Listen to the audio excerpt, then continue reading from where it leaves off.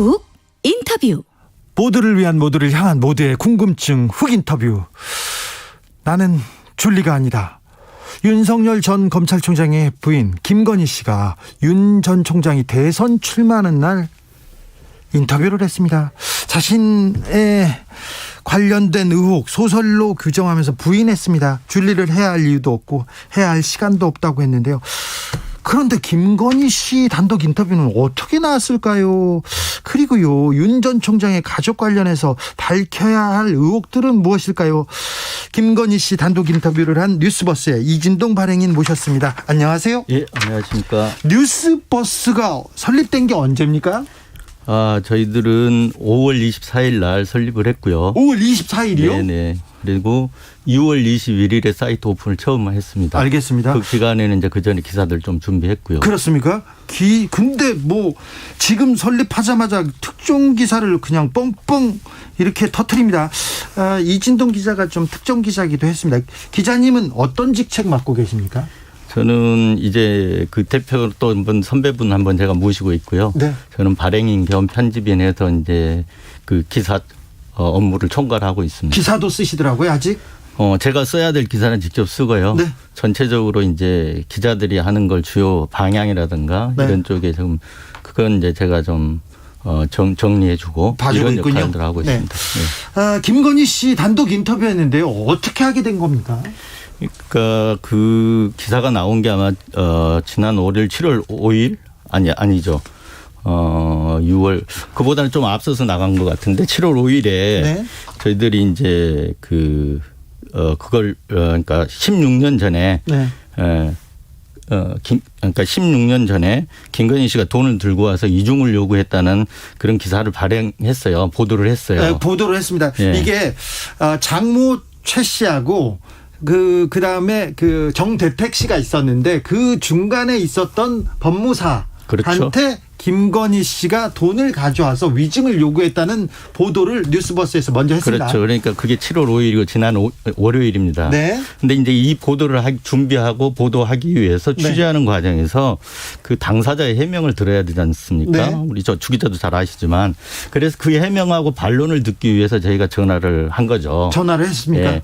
그런데 이제 전화라는 게 전화 인터뷰라는 게 안 받을 수도 있고 예. 받아도 끊어버릴 수도 있고 그렇죠. 그렇잖아요. 그래서 저희들이 이제 직접 받을 만한 전화번호를 미리 취재를 했고 네. 그래서 타이밍을 골랐던 거죠. 네. 그 타이밍이 이제 윤석열 전 총장이 출마 선언을 했던 6월 29일로 골랐고요. 네. 그래서 그 생중계 회견이 다 끝나고 예. 저희들이 한 10분에서 15분 정도 있으면 이게 충분히 전화를 받을 타이밍이다.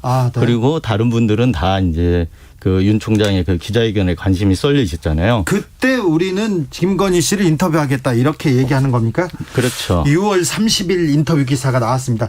혹시 윤 전 총장의 전 대변인 이동훈 전 조선일보 기자가 친한 후배잖아요. 그래서 친한지 안 친한지는 잘 모르겠고요. 제가 네. 그 친구도 한국일보에서 같이 근무를 했었는데 한국일보 조선일보 후배였죠. 네, 근데 조선일보에서는 같이 근무를 안 했고요. 네. 한국일보 있을 때 제가 시경캡을 했고 그 친구가 바이스캡을 해서 친한 후배는 맞습니다. 그래서 자 내가 인터뷰할 테니까 인터뷰 한번 주선해라 이런 건 아니었습니까? 아니 저는 이제 일단 대변인이나 그런 사안들이 우리 주 기자도 오래 기자 생활을 해보셨으니까 알지만 네. 대변인이나 공보팀을 거치면 이게 소위 마사진다거나 분칠되잖아요. 그렇죠. 직접적으로 인터뷰를 해야 될 사안이 있을 때는 본인 해명이 정말 필요하거든요. 네, 그래서 직접 했군요. 시간을 봐서. 경위는 그렇습니다. 그렇습니다. 인터뷰를 했는데 전화를 얘기를 아마 1억 을 가지고 위증을 요구했다 이것 때문에 전화를 받은 것일 수도 있는데요. 갑자기 강남 술집 에이스 줄리 발언은 어떻게 나온 겁니까? 물론 저도 이제 윤석열 엑스파일이 돌고 있다는 얘기는 알고 있었고요. 예. 그 내용이나 떠도는 소문에 대해서 어렴풋이 알고 있었지만 네. 애초부터 그건 취재 대상이 아니었습니다. 네.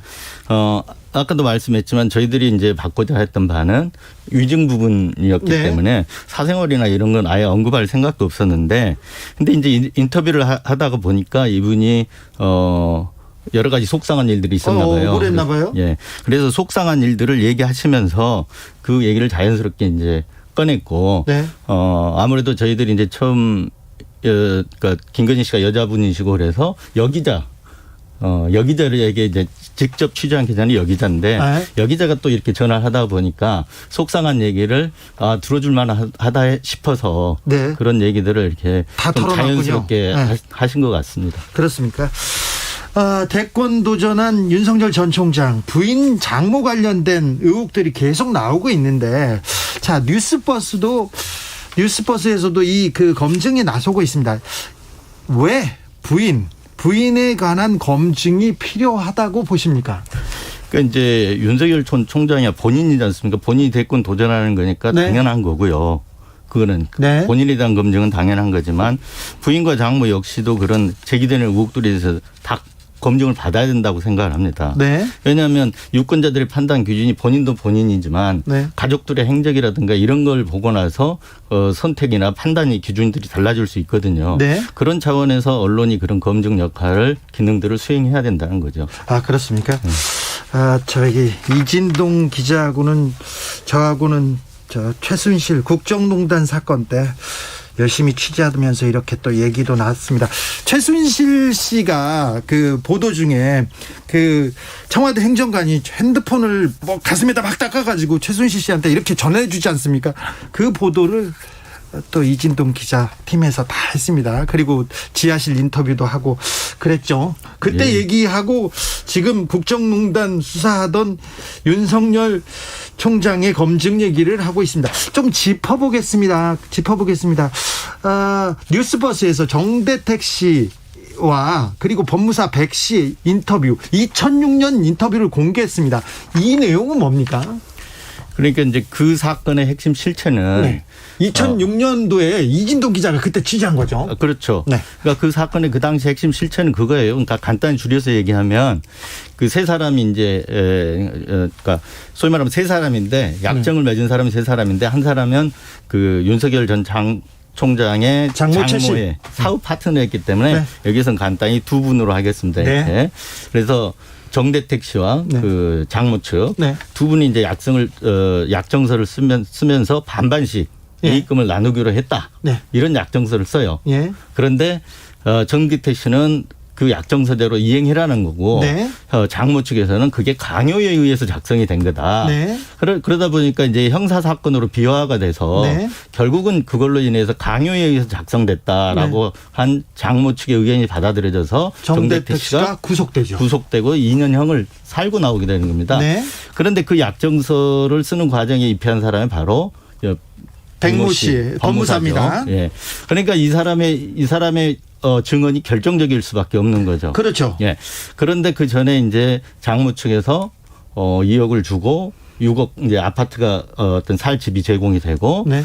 그런 과정이 있었죠. 이 백 씨한테요. 그렇죠. 네. 그래서 이분이 이제 1심에서는 그리고 형사 사건에서는 수사 과정에서는 강요에 의해서 이게 내가 약정서가 만들어진 거다. 네. 이렇게 진술을 하는 거죠. 그렇죠. 법무사 백 씨가 그때는 그러니까 장모 최 씨의 손을 들어줬다 이렇게 봐도 되죠. 맞습니다. 예. 그러다가 이제 정대택 씨가 강요죄에 한 2심 재판 네. 때부터 이분이 이제 어떤 이유인지 모르지만 바꿉니다. 법무사 백 씨가 말을 바꿉니다. 예. 그게 그러니까 내가 돈을 받고 강요에 의해서 이루어진 게 아니고 자발적으로 작성된 약정서가 맞다. 예. 그리고 그 전에 서로 반반 나누기로 한 구두 약정도 있었다. 네. 이렇게 이제 바꾼 거죠. 2심에서는 법무사 백 씨가 정대택 씨 손을 들어줍니다. 그러니까 그러자 여기에서 김건희 씨가 등장합니까? 그래서 이제 그렇게 증언을 번복한 직후에 예. 김건희 씨가 이제 백윤복 씨를 찾아간 거죠. 예.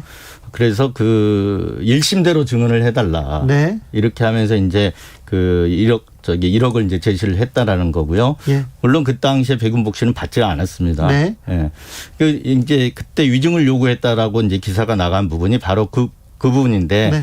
그 당시에 정대택 씨가 저를 찾아왔을 때 예. 그때는 이미 그 백윤복 씨도 다른 혐의 변호사법 위반 혐의로 대법원까지 형이 끝났어요. 예. 그리고 정대택 씨도 끝났고요. 네. 그래서 그 당시에는 취재를 하려면 네. 당사자를 새로 다 만나볼 수밖에 없는 그런 상황이었기 때문에 네. 제가 수감돼 있는 사람을 그래서 찾아간 겁니다. 네. 면회를. 예. 그때 면회를 두 차례 하면서 들었던 얘기. 그걸 다 적어놨군요 그때. 저는 이제 좀 이렇게 취재 과정에서 있던 걸 잘 적어놓고 네. 컴퓨터에 저장해 놓고 잘 버리지를 않습니다. 아, 그러니까요. 네. 아유, 대단하시네요. 저는 하나도 못 모으는데 그때 이에 대한 김건희 씨의 반론은 어떻게 됩니까? 그 당시에 반론은 그 당시에도 만나셨어요? 그 당시에도? 그 당시 취재가 했던 걸로 아는데 네. 제 파일에 있는 부분도 있고 없는 부분도 네. 있고 그래서 근데 찾았더니 그 부분은 없는데 최근에 우리 이제 여기다가 그 줄리 아니다. 네. 이런 전화 해명이 있었던 날 전화 통화 과정에서는 네. 그거는 위증 요구를 하면서 준 게 아니고 네. 두 사람이 이렇게 사이가 갈라져 있으니까 그 화해시키려는 목적으로 줬다. 네. 이렇게 얘기를 하는 거죠. 이렇게 용도가 다른 거죠. 아, 그렇습니까? 네. 2953님께서 김건희 씨 의혹들, 이 의혹은 윤 전 총장과 결혼하기 전에 있었던 일 아닌가요? 그렇게 물어봅니다. 그렇죠. 예. 결혼하기 전 훨씬 전 일이죠. 그런데 네. 지금 이 보도가 나가고 나서 모해 위증 사건 다시 수사하겠다는 그런 보도 나왔습니다. 네, 그게 이제 검찰에서 7월 1일인가요? 예. 그러면서 재기 수사라고 하죠. 네. 다시 이제 처분 검사에게 다시 수사해라. 예. 이렇게 해서 재기 수사하는 결정을 했습니다. 이 내용은 그 부인과 최 씨 그 장모 문제인데 이 문제는 지금 윤석열 전 검찰총장하고 이어지진 않죠. 그러니까 이제 정택택 씨가 이어지는 문제는 아닌데 네. 재기 수사를 하더라도 윤 총장 쪽으로 이렇게 뭐 불똥이 튈 가능성은 그리 크지는 않을 걸로 보입니다. 그렇습니다. 하지만 이제 정택택 씨 주장은 네. 이 사건을 이제 억울함을 밝히기 위해서 정택택 씨는 계속해서 여러 군데 호소했죠. 호소도 하고 형사사건화도 하고 이렇게 해왔는데 네. 결혼한 이후에 네. 정택택 씨 주장입니다. 이거는 윤 총장의 영향력으로 이 사건 처리가 무마되거나 왜곡됐다라고 이렇게 주장을 하시는 겁니다. 그분은. 그렇죠. 예. 그래서 지금 재수사가 필요하다고 지금 주장하고 있습니다. 네. 다른 내용도 물어보겠습니다. 도이치모터스 주가 조작 의혹 이거는 뭐예요? 그 부분이 이제 어제 이렇게 기사가 계속해서 나오던데 네. 이게 이제 도이치모터스의 어떤 그 대표하시는 분과 네. 이게 이제 김건희 씨하고 이렇게 쭉 관계가 있었던 것 같아요. 네. 그런데 이제 2012년도에 신주 인수권을 한 30% 정도 싸게 네. 인수를 했고 나중에 그래서 8개월 만에 한 83%의 수익을 봤다. 네. 이런 이제 건데 그거 자체가 싸게 인수한 것 자체가 특혜 아니냐. 네. 이런 의혹입니다. 네. 이 문제에 대해서는 어떻게 조금 이거는 그 문제가 있습니까? 문제가 커 보입니까? 저도 아직 판단은 못하겠지만 네. 이거는 이제 그 단건이 아니고 예. 그 전부터 도이치모터스와 관계가 지속돼 왔다는 점에서 봐야 할 것 같아요. 예. 왜 그러냐면 그렇지 않았다 그러면 지속된 관계 속에서 뭔가 특혜가라든가 이런 게 있었다고 보여지는데 네. 그렇지 않았다면 이런 일들이 이렇게 일어날 수가 없다고 보여지거든요. 네. 그리고 논문 의혹에 대해서도 좀 알고 계십니까? 취재하고 있습니까? 취재는 하는데 뭐 이렇게 저도 이제 스크랩된 정도만 봐가지고 네. 제가 새롭게 제기할 건 아직은 없습니다. 네. 예. 이진동 기자는요. 저도 그렇지만 간단한 사건은 잘 취재하지 않지 않습니까? 크고 중요한 구조적인 문제에 대해서 이렇게 좀 취재하는데 최순실 보도 열심히 하셨고요. 최순실 네. 보도했다가 조선일보에서 굉장히 좀 곤혹스러운 일도 있었고 그랬습니다만 아무튼 그 크고 중요한 부분을 취재하시는데 왜 윤석열 총장의 가족 얘기 집중하고 계신지 그거 좀 알려주세요. 아까 모두에서 좀 말씀드렸지만 이 대권이라는 건 최고 권력을 쥐는 거 아니겠습니까? 네. 그런데 만약에 아까 이 사건의 실체가 정대치 사건의 실체가 왜 중요하냐면 네. 만약에 윤석열 총장의 어떤 본인 문제는 아니더라도 네. 부인이나 장모가 금전으로 네. 사건의 실체를 바꿔서 네. 그분이 한 분이 옥살이를 했다면 네. 최고 권력을 줬을 때도 어떤 일이 일어날지 이렇게 생각해 보면 좀 아찔하지 않습니까? 그렇죠. 일반 시민의 입장에서는 당연히 알아야 할 일이라고 생각이 됩니다. 그래서 그런 검증 차원에서 하는 것이지 뭐 어떤 다른 의도나 이런 건 전혀 없다는 거 말씀드리겠습니다. 그리고 만약에 검사의 힘으로 수사를 막거나 수사를 막았다면 또 이건 또 다른 문제죠. 그렇죠. 그 네. 부분도 그래서 이제 정택태 씨 주장도 아직 그 주장이 네. 확정적으로 확인되거나 그런 사실은 없지만 네. 그 부분도 충분히 저는 검증이 되어야 한다고 생각합니다. 네. 앞으로 윤석열 전 총장 장모 모해 위증 의혹에서 검찰이 재수사한다고 하는데 밝혀야 할 부분은 어떤 부분입니까? 그러니까 이제 그 부분도 결국은 사건의 실체하고 연결이 되어 있습니다. 네. 2011년에 그 장모께서 이제 정택태 씨를 고소를 했어요. 네. 그러면서 정택태 씨가 명예훼손 혐의였는데 네. 벌금형을 받은 걸로 알고 있습니다. 예, 예. 그런데 그 사건의 재판 증인으로 나와서 네. 고소장을 썼을 거 아니에요. 장모가 네.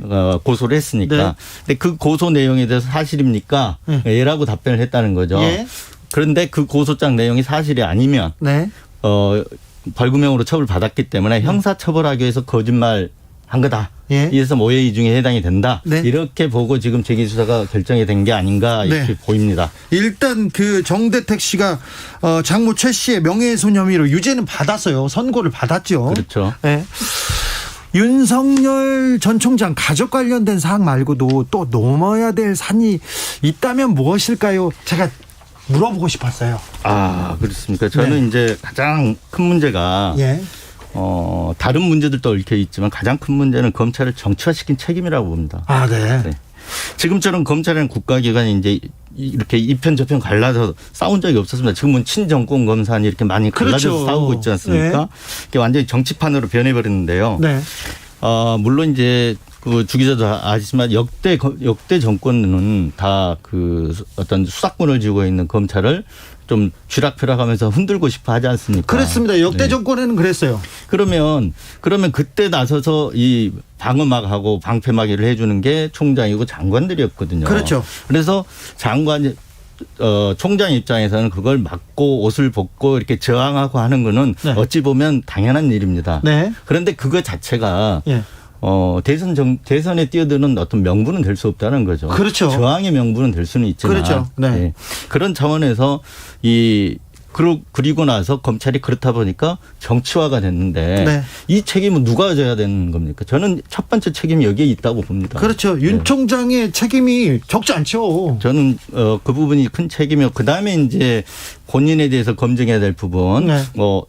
차후에 어떤 게 나올지는 모르지만 네. 지금 드러나 있는 것으로 보면 그 검찰 고위 간부의 형 예. 그래서 용천 용산 세무서장의 어떤 도피 그리고 네. 들어와서 그 사건 부분- 처리 과정에서 무혐의 처분 나고 그렇죠. 경찰에서는 수사를 해서 그 잡으려고 했더니 그 윤 세무서장은 도망갑니다. 해외 도피했다가 도망갔다가 들어왔는데 검찰에서 수사를 하더니 무혐의 처분 났어요. 이것도 그렇죠. 좀 이상하죠. 그 부분이 저는 큰 아킬레스건 중에 하나라고 봅니다. 아, 네. 왜 그러냐면 아직 그거는 사건 처리 기록들도 남아 있을 거고요. 예. 그래서 다른 어떤 것보다도 이 부분은 사실로 이렇게 증명이 될 수 있는 검증하면 증명이 될 수 있는 게 아닌가 이렇게 봅니다. 우리 취재해봐도 이거는 유죄가 나올 건데 기소하면 바로 유죄 나올 것 같은데요. 그죠?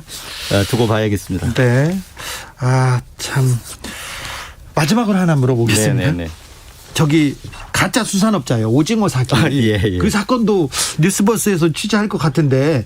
들여다보고 있습니다. 그렇습니다. 예. 근데 이 사건의 중심에 왜 TV조선, 조선일보 여기 사람들이 이렇게 많이 거론됩니까? 그러니까 현재 이제 이름은 이렇게 유명인들이 많이 거론되는데 아직까지 지금 보이는 액면으로 보이는 건 사기 사건 같습니다. 네.